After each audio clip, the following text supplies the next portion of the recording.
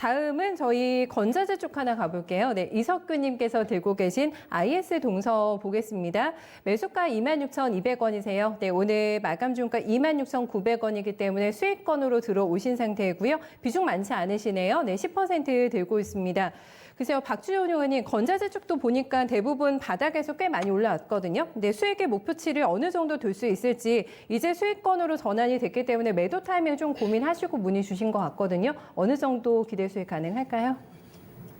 예산은 이제 건자재 쪽에 포함이 돼 있지만은요, 주요 실적 자체는 건설 쪽이라고 봐야 될 것 같습니다. 복합상가. 예사가 이제 건자재 쪽으로 분리된 이유 자체가 여러 가지 콘크리트 하부를 다질 수 있는 그런 콘크리트 파일이라든가 그다음에 여러 가지 토목 건축과 관련된 여러 가지 타일 부분들을 만든 회사인데 회사가 연간 이익이 2천억, 3천억 정도까지 이익 나는 회사거든요. 이제 그래서 이 실적의 대부분은 주택 아마 울산 지역을 중심으로 해가지고 회사가 주택 복합 상가 건물을 좀 지어요. 그래서 이 실적 대부분 자체는 건자재보다는 이런 외형 실적 가지고 움직이게.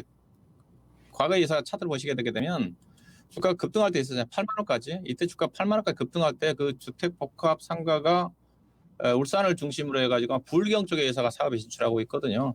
그게 완공이 좀 되면서 일시적으로 이익이 크게 잡혔어요. 그 뒤로 이제 복합 상가가 매출이 딱 끊어질 때는 실적이 이제 급격히 감소해서 그래서 주가가 이제 다시 이익이 떨어지다 보니까 2천억대로 떨어지다 보니까 주가가 최근에 이제 15,000원대까지 떨어져서 지금 26,000원 반등이 좀 나왔는데 그래서 건자재보다는 회사의 그 건설과 관련된 분양시장과 관련된 계획에 따라 가지고 회사 꾸준하게 주택 복합 상가가 건설 부분 전문이 아니니까 증가되는 쪽 아니거든요. 일정 프로젝트가 진행이 좀 되고 완료되는 시점에서 실적이 크게 잡히기 때문에 상당히 실적의 변동성이 큽니다.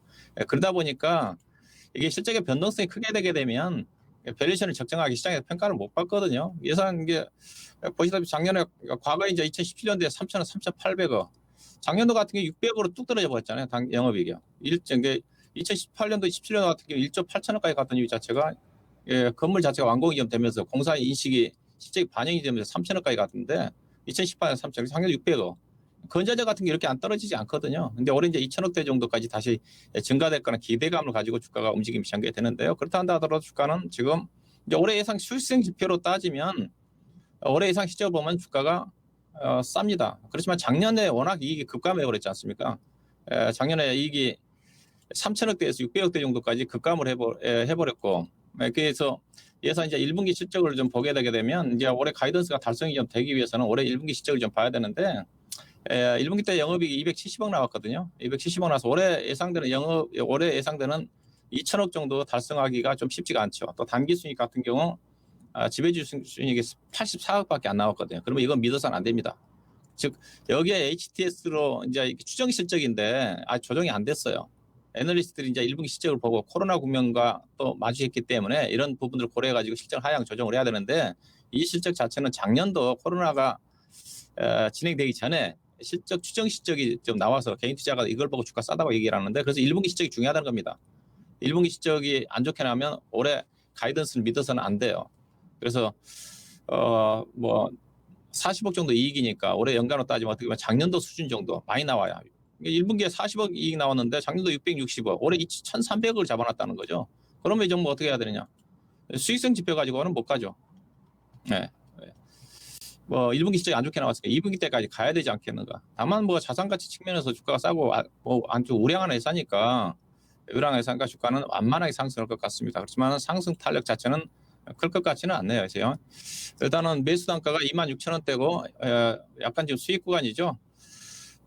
완전 뭐 이사는 3만 원 정도까지 잘 갑니다. 뭐 3만 원 정도까지는 작년도에 대체적으로 평균 가격이니까 37,500원 정도까지는 현재 가격대에서 10% 정도 언저리 정도는 수익을 낼 수 있는 뭐 그렇듯 종목이 좀 되지 않겠는가. 보유 의견이고 비중이 10%니까 뭐 약간 뭐 눌림목 조정 구간이 나온다 한다면 안정적으로 접근하시는 분들은 뭐 투자 대응이 좀 될 수가 있습니다. 3만 원 정도를 목표 주가로 보시면 될 것 같습니다. 정근이 환경 쪽 관련해서도 정부의 정책 드라이브 계속 걸고 있잖아요. 근데 인선 ENT를 인수했지 않습니까? 네. 그래서 이제 폐기물 그렇죠. 네, 사업 쪽에 대해서 프리미엄을 더 줘야 되지 않냐 이런 의견도 조금 있는데 이게 조금 더 모멘텀으로 작용할 수는 있을까요? 폐기물 쪽?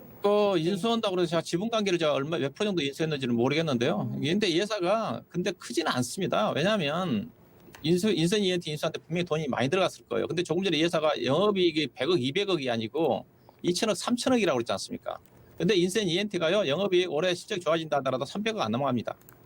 그러니까 이 회사 수익성 지표에 미치는 영향은 평균적으로 최근 3, 4년 동안 영업이익 기준으로 보면 10%밖에 안 되잖아요. 인선 ENT가 환경산업이 공성장한다 하더라도 올해 예상되는 실적 보게 되게 되면 영업이익이 200억, 작년도 200억 되었거든요. 올해 300억이거든요.